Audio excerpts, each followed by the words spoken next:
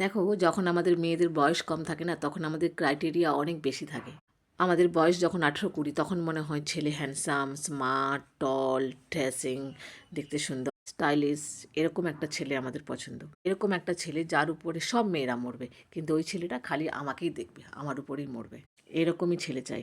আর যখন আমাদের বয়স মোটামুটি 24-25, তখন কি মনে হয় যে হ্যান্ডসাম ছেলেরা লয়াল হয় না, আর লয়াল ছেলেরা হ্যান্ডসাম হয় না। আর নিজের থেকে কম সুন্দর ছেলেরা হলে তখন বউর কথায় সব কথা শুনবে, যা বলবে বউ তাই শুনবে। বউয়ের থেকে বেশি সুন্দর ছেলেরা হয়, তখন ওই ছেলেরা বউকে আবার ভাव দেবে না, তখন অন্য মেয়ের পেছনে ছুটবে। তখন মনে হয় রূপ না, গুণটাই আসল। টাকলা হলেও তখন চলবে, কারণ টাক থাকলেই টাকা আছে, তাই না? একটা সুন্দর লাইফের জন্য মোটামুটি টাকা তো চাই, টাকা না হলে কি করে হবে? এবং যার কাছে বেশি টাকা হবে সেই হবে আমার বর। কিন্তু তারপরে যখন বয়স আরেকটু বেড়ে যায় না, তখন মনে হয় যে না, টাকা পয়সাটা বড় কথা না, তখন হচ্ছে আন্ডারস্ট্যান্ডিংটাই বড় কথা।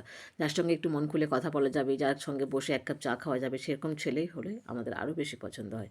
তারপর যখন আরেকটু বয়স বাড়ে, 35 আপ, 37, 38, তখন মনে হয় যা বাবা, অনেক দেরি হয়ে গেল না তো, মানে ছেলে পাওয়া যাবে তো, আবার কাকু নয় তো, টাকলা, বুড়ো, ভুঁড়ি, এরকম ছেলে হলে তো আবার চলবে না। সময়ের কাজ যদি সময় না হয়, তাহলে বন্ধু প্রবলেম আছেই।